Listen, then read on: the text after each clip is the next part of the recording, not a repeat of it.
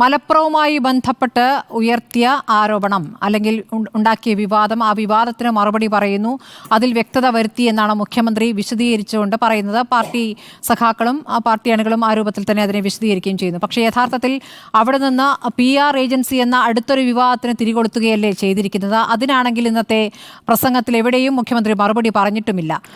കുറച്ചുകൂടി ഗൗരവത്തിൽ, അതായത് മുഖ്യമന്ത്രിക്ക് വേണ്ടി പുറത്തുനിന്ന് ഒരു PR ഏജൻസി പ്രവർത്തിക്കുന്നു, അവർ തന്നെ ഒരു ദേശീയ മാധ്യമത്തെ സമീപിച്ചുകൊണ്ട് ഇന്ന കാര്യങ്ങൾ ഊന്നണമെന്ന് പറയുമ്പോൾ അത് ദേശീയ തലത്തിൽ ചർച്ചയാക്കപ്പെടണമെന്നും ദേശീയ തലത്തിൽ ശ്രദ്ധിക്കപ്പെടണമെന്നും ഉദ്ദേശിച്ചുകൊണ്ടായിരിക്കുമല്ലോ ഈ മലപ്പുറം വിഷയം എടുത്തു പറയുന്നത്. അപ്പോൾ അത് ആരുടെ താല്പര്യമാണ്? അപ്പോൾ അങ്ങനെ മറ്റാരുടെയെങ്കിലും താല്പര്യം സംരക്ഷിക്കാൻ വേണ്ടി ഈ PR ഏജൻസി പ്രവർത്തിക്കുകയാണ്. PR ഏജൻസി മുഖ്യമന്ത്രിക്ക് വേണ്ടി എത്തുകയാണോ? ഇത്തരം ചോദ്യങ്ങൾ കൂടി വരുന്നില്ലേ? എന്തുകൊണ്ട് മുഖ്യമന്ത്രി ഇന്ന് അതിൽ മറുപടി പറഞ്ഞില്ല എന്നുള്ളതും അത്ഭുതകരമല്ലേ?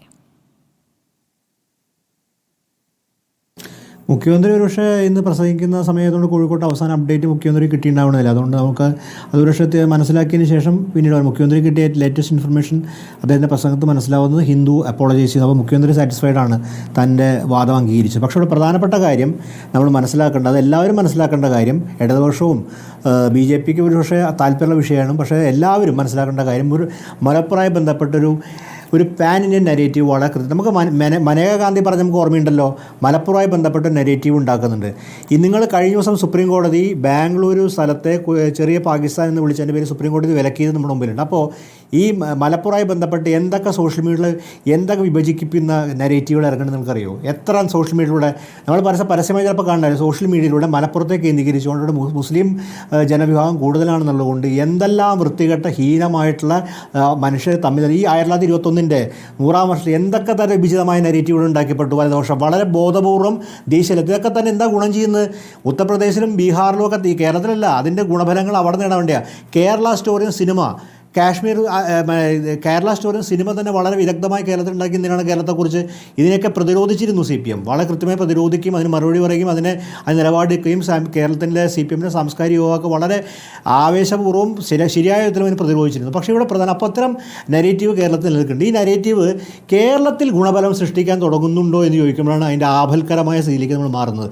നമ്മളെല്ലാവരും സ്വയം ചോദിക്കേണ്ടും രാഷ്ട്രീയ പാർട്ടികൾ കക്ഷി രാഷ്ട്രീയ അതീതമായിട്ടും പരസ്പരം ചോദിക്കേണ്ട ചോദ്യമാണ്. ഇത് ഉത്തർപ്രദേശിലും മറ്റ് സ്ഥലങ്ങളിലൊക്കെ അതിന് ബലം ഉണ്ടാക്കിയിട്ട് കേരളത്തിൻ്റെ അകത്ത് അതിന് ബലം ഉണ്ടാക്കുന്നുണ്ടോ? തൃശ്ശൂർ ബലം ഉണ്ടാക്കുന്നുണ്ടോ? മറ്റു സ്ഥലത്ത് അതിൻ്റെ ഗുണബലം ഉണ്ടാക്കുന്നുണ്ടെങ്കിൽ അത് കേരളം ഒരു അപകടകരമായ രാഷ്ട്രീയത്തിലേക്ക് തിരിയുക എന്നുള്ളതാണ് വളരെ വ്യക്തമായിട്ടുള്ള കാര്യം. അതാണ് നമ്മളെല്ലാവരും ചോദിക്കേണ്ട ചോദ്യം. മലപ്പുറത്തെക്കുറിച്ചുള്ള ഇത്തരം വ്യാജമായിട്ടുള്ള നിർമ്മിതി ഇപ്പം പല ചരിത്രകാരന്മാരെന്ന് പറഞ്ഞ ആൾക്കാർ യൂട്യൂബിൽ പ്രചരിപ്പിക്കുന്നത് കാണാം. ഇന്നൊരു സ്ഥലത്ത് ഇന്ന ഗ്രാമമുണ്ട്, അവിടെ ഇന്ന ക്ഷേത്രം അനുവദിക്കുന്നില്ല, ഇന്ന ആൾക്കാർക്ക് പോകാൻ പറ്റില്ല തുടങ്ങി വളരെ വിഭജിക്കുന്ന നെഗറ്റീവ് പ്രകടനം. അപ്പോൾ അതിൻ്റെ ഭാഗമായിട്ട് മലപ്പുറത്തെക്കുറിച്ച് നെഗറ്റീവ് ദേശീയ തലത്തിൽ നിർമ്മിക്കണം, അത് പ്രചരിപ്പിക്കുന്നതാണ്. അപ്പോൾ ഹിന്ദു പോലെ പത്രം എടുക്കുക. ഹിന്ദു പോലെ പത്രം ഒരു കാരണവശാലും ഇത്തരം നെഗറ്റീവ് പ്രചരിപ്പിക്കുന്ന പത്രമല്ല. വളരെ സെക്യുലർ പൊസിഷൻ, അത് ഓർത്തഡോക്സ് സെക്യുലറിസം എന്നൊക്കെ നമ്മൾ വിളിക്കുകയാണെന്നുണ്ടെങ്കിൽ അങ്ങനത്തെ ഒരു സെക്യുലർ പൊസിഷൻ എടുക്കുന്ന പത്രമാണ് ഹിന്ദു. കാലങ്ങളായിട്ട് ഹിന്ദുവിൻ്റെ പൊസിഷൻ അതാണ്. പക്ഷേ ഈ വാർത്തയിൽ എങ്ങനെയാണ് ഈ വാർത്തയിലെ നടപടി ഇപ്പോഴത്തെ ഖേദപ്രകടനത്തെ എങ്ങനെ അംഗീകരിക്കാനാവും ശ്രീ ദാമോദർ പ്രസാദ്? അതാണ് സ്മൃതി, അതാണ് അതിൻ്റെ അകത്ത് കാര്യം. അപ്പോൾ കേരളത്തിലെ ജനവിഭാഗം തന്നെ മുസ്ലിം വിഭാഗത്തിൽ ഏറ്റവും കൂടുതൽ വായിക്കുന്ന പത്രം ഹിന്ദു ആയിരിക്കും. പക്ഷേ ആ ഹിന്ദു ഉപയോഗിക്കാനൊരു അവസരമായി മുഖ്യമന്ത്രിയെയും ഹിന്ദുവിനെയും ഒരു PR ഏജൻസി ആരുടെയോ താല്പര്യപ്രകാരം ഉപയോഗിച്ച ഘട്ടത്തിൽ എത്തിപ്പെട്ടു. അങ്ങനെ മുഖ്യമന്ത്രി ഒരു ഇൻസ്ട്രുമെൻ്റായി മാറി. അതാണ് എൻ്റെ ഗതികേട്. മുഖ്യമന്ത്രിയുടെ പത്രപ്രസ്താവന ഇൻസ്ട്രുമെൻ്റായി മാറുന്നു. കാര്യം മുഖ്യമന്ത്രി നിഷേധിക്കുന്നുണ്ട്, ഞാൻ പറഞ്ഞിട്ടില്ല, മുഖ്യമന്ത്രി അറിഞ്ഞിട്ടില്ല. നമ്മൾ മുഖ്യമന്ത്രി വിശ്വസിക്കണം. മുഖ്യമന്ത്രി പറയുന്നു ഞാൻ അറിഞ്ഞിട്ടില്ല. പക്ഷേ മുഖ്യമന്ത്രി പത്രസമ്മേളനം 24 പത്രസമ്മേളനത്തിൻ്റെ ഭാഗം തന്നെ. പക്ഷേ ഹിന്ദു എന്ന പത്രത്തിലൂടെ ശോഭന K. നായർന്ന് ഡെപ്യൂട്ടി എഡിറ്റർ, അവർ കഴിഞ്ഞ ദിവസം യെച്ചൂരിയെക്കുറിച്ച് ദീർഘമായിട്ടുള്ള വീഡിയോ ചെയ്തിട്ടുള്ളത് ഞാൻ യൂട്യൂബിൽ കാണണ്ടേ. അങ്ങനെ ആളുടെ ഇൻ്റർവ്യൂവിലൂടെ ഈ വാർത്ത ഒരു കൈസൻ എന്ന PR ഏജൻസി കൊടുത്തിട്ടുണ്ടെങ്കിൽ അവർ കൃത്യമായ ലക്ഷ്യമുണ്ട്. ഈ നെഗറ്റീവ് ഹിന്ദു പോലെ പത്രത്തിലൂടെ നെഗറ്റീവ് വരികയാണെങ്കിൽ എന്താണ് ഗുണം? അതിന് ക്രെഡിബിലിറ്റി കൂടും. ഹിന്ദുവിന്റെ ക്രെഡിബിലിറ്റി പോയി. ഈ PR ഏജൻസി ആര് കൊണ്ടുവന്നു എന്ന ചോദ്യമുണ്ടല്ലോ. PR ഏജൻസിയെ ബന്ധപ്പെട്ട് അതെ അതെ, ഈ PR ഏജൻസി മാത്രമല്ല, ഗൾഫിലെ ഒരു പത്രത്തിലും ഇതിൻ്റെ അകത്ത് മുഖ്യമന്ത്രിയുടെ വാർത്തകൾ. അപ്പോൾ മുഖ്യമന്ത്രി എന്തായാലും ജനകീയ മുഖ്യമന്ത്രി, ഇടതുപക്ഷ മുഖ്യമന്ത്രി, നവലിബറൽ ലുംബനസിന് ഒരു സ്വഭാവത്തിൻ്റെ അങ്ങനെ തന്നെ പറയേണ്ടി വരും. അങ്ങനെ ഭാഗമായിട്ട് PR ഏജൻസിക്ക് ഏർപ്പെടുത്തുന്ന തന്നെ വളരെ ശരിയല്ലാത്ത നിലപാടാണ്. അതൊന്നും ശരിയല്ലാത്ത സമയം തന്നെ. അങ്ങനെ വലിയ പൊളിറ്റിക്കൽ പ്രസ് സെക്രട്ടറി ഉണ്ട്, പൊളിറ്റിക്കലായിട്ട് അവർക്ക് കൈകാര്യം ചെയ്യാൻ കഴിവുള്ള എത്ര ആൾക്കാരുണ്ട്. അപ്പോഴാണ് ഈ എപ്പൊളിറ്റിക്കലായിട്ടുള്ള റൈറ്റ് വിങ് ആയിട്ടുള്ള ഒരു PR ഏജൻസി ഏൽപ്പിക്കുന്നതിന് ശരിയല്ലാത്ത നിലപാടാണ്. അത് ഒരു ഒട്ടും നിറഞ്ഞ ലെഫ്റ്റിൻ്റെ പൊളിറ്റിക്സ് ചേർന്നല്ല, ഒരു സംശയമില്ലാത്ത കാര്യമാണ്. ആ ലെഫ്റ്റിൻ്റെ പൊളിറ്റിക്സ് ചേരാത്ത കാര്യം അവർ ഉപയോഗിക്കുകയും ചെയ്യും. അപ്പോൾ അവരെന്താ ചെയ്യുന്നത്? ഇവർ ഇൻസ്ട്രുമെൻ്റ് ആക്കുകയാണ്. നമ്മുടെ ഇവിടെ മുഖ്യമന്ത്രി വിചാരിക്കുന്നത് അവരിവിടെ നമുക്കിങ്ങനെ ആൾക്കാരെ, പക്ഷേ അവരെന്താ ചെയ്യുന്നത്? നേരെ മറിച്ച് ഇൻസ്ട്രുമെൻ്റ് ആക്കി കഴിഞ്ഞാൽ അവരപ്പോൾ ഒരു വാർത്ത കൊടുക്കും. ആ നരിറ്റ് ഇപ്പോൾ ഹിന്ദുവിൻ്റെ ക്രെഡിബിലിറ്റി നഷ്ടപ്പെട്ടു. ഈ ശോഭനാക്കെ നേർന്ന ഡെപ്യൂട്ടി റിപ്പോർട്ട് ചെയ്യുമ്പോൾ ആലോചിക്കണം, ഇങ്ങനെ സാധനം ഒരു PR ഏജൻസി തരുന്ന സാധനം കൂളായിട്ട് എടുത്ത് കൊടുക്കേണ്ട അപ്പോളജി പറഞ്ഞ് തീർന്ന കാര്യമാണോ? ഒരു ജനവിഭാഗത്തെ, ഒരു പ്രദേശത്തെ മുഴുവൻ അപമാനിച്ചിട്ട് ഒരു അപ്പോളജിയിൽ തീരും? ഒരു അപ്പോളജി തീരുന്ന കാര്യമാണോ? അപ്പോളജിയിൽ നിൽക്കാത്ത കാര്യമാണ്, അത് ഹിന്ദുവിന്റെ കാര്യം ഇല്ല. മുഖ്യമന്ത്രി ഒരു അഭിമുഖം കൊടുത്തു കഴിഞ്ഞാൽ പ്രസ് സെക്രട്ടറി ഒന്നും അറിയാതെ അതിലെ ഒരു ഭാഗം ഈ PR ഏജൻസി, ഇപ്പോൾ മുഖ്യമന്ത്രിയുടെ ഓഫീസ് തന്നെ നിയോഗിച്ചാണെങ്കിൽ ആ PR ഏജൻസി അത് ചെയ്യുമ്പോൾ മുഖ്യമന്ത്രിയുടെ ഓഫീസ് അത് അറിയില്ല എന്നാണോ? അതാണ്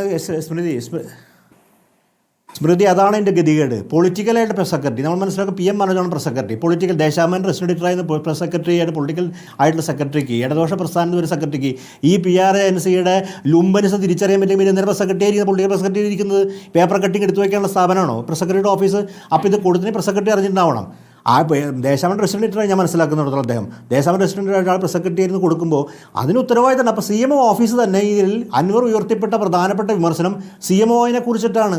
CMOൻ്റെ അകത്ത് നടക്കുന്ന അരാഷ്ട്രീയമായിട്ടുള്ള ലെഫ്റ്റ് അല്ലാത്ത വിധത്തിലുള്ള പൊളിറ്റിക്സിനെ കുറിച്ചാണ് ഉന്നയിക്കുന്നത്. ഇതിനെക്കുറിച്ച് മാർക്സിസ്റ്റ് പാർട്ടിക്കാണെങ്കിൽ ഒരു ധാരണയില്ല, അവരെല്ലാം അംഗീകരിക്കും. മുഖ്യമന്ത്രിയാണെങ്കിൽ അവജ്ഞയോടെ എല്ലാം തള്ളുന്നു. അപ്പോൾ അതിൻ്റെ അകത്ത് എങ്ങനെയാണ് ഇത് ഒന്നാമത്തെ സർക്കാർ മുതൽ പലതരത്തിൽ അപകടമായിട്ട് കാണുന്നുണ്ട്. പിന്നെ ഒരു കാര്യം, ഈ കരിപ്പൂരിനെ കുറിച്ച് പറയുന്നു. നമ്മുടെ പഴയ സ്വർണ്ണക്കള്ളക്കടത്ത് കരിപ്പൂർ വഴിയല്ലേ വന്നത്? നമ്മുടെ ഗ്രീൻ ചാനൽ സ്വർണം അത് കരിപ്പൂരല്ലല്ലോ. അപ്പോൾ അത് നമ്മുടെ വിസ്മൃതിയിൽ മറക്കേണ്ട കാര്യമൊന്നുമല്ല. അപ്പോൾ സ്വർണ്ണക്കള്ളക്കടത്ത് ആവശ്യം ഉണ്ടാവണമെന്നില്ല. അതെ എന്ന് ചോദിക്കുകയും ചെയ്യുന്നു, എവിടെ എത്തി? അപ്പോൾ അപ്പോൾ ഇവിടെ പ്രധാനപ്പെട്ട കാര്യം, മുഖ്യമന്ത്രി ഞാൻ വിശ്വസിക്കുന്നു മുഖ്യമന്ത്രി പറഞ്ഞ കാര്യങ്ങൾ ശരിയായിരിക്കും. കാര്യം മുഖ്യമന്ത്രിക്ക് എല്ലാ കാര്യങ്ങളും നോക്കാൻ പറ്റില്ല. പക്ഷേ മുഖ്യമന്ത്രിയുടെ ഓഫീസുമായി ബന്ധപ്പെട്ട ആൾക്കാരും ഈ PR ഏജൻസിയെ ഉപയോഗിക്കുന്ന ആൾക്കാരും മനസ്സിലാക്കേണ്ട കാര്യം തങ്ങൾ ഉപയോഗിക്കപ്പെട്ടു എന്നുള്ളതാണ്. അത്ര ഗതികേടായി. അതായത് മുഖ്യമന്ത്രിയുടെ ഓഫീസിൽ PR ഏജൻസി ഉപയോഗിച്ചു. കാര്യം അവരുടെ റൈറ്റ് വിങ് പൊളിറ്റിക്സ്. കാര്യം ഞാൻ സമീപകാലത്ത് കഴിഞ്ഞ കുറച്ച് മണിക്കൂർ മുമ്പ് കണ്ട കാര്യം വെച്ചിട്ടുണ്ടെങ്കിൽ ഈ PR ഏജൻസിയെ ബന്ധപ്പെട്ട് ഉള്ള ഫോട്ടോകൾ അവർ വലതുപക്ഷ BJP പ്രസ്ഥാനങ്ങളൊക്കെ ആയിട്ട് വളരെ അടുത്ത ബന്ധം പുലർത്തുന്നുണ്ട്.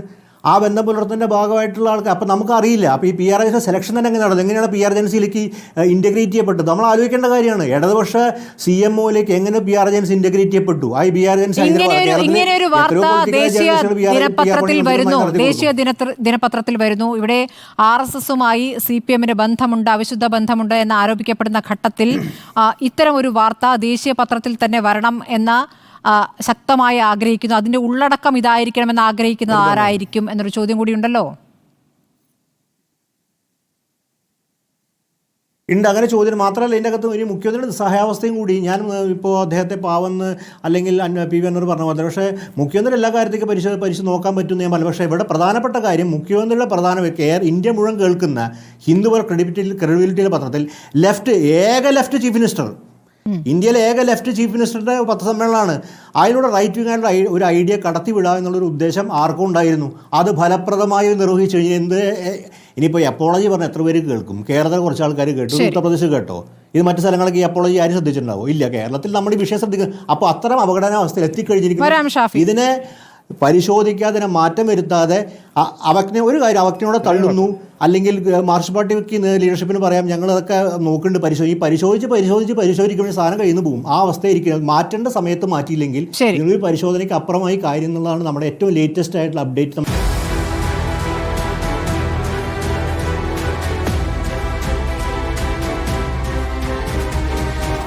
ഡിബേറ്റ് വിത്ത് സ്മൃതി പരുത്തിക്കാട്.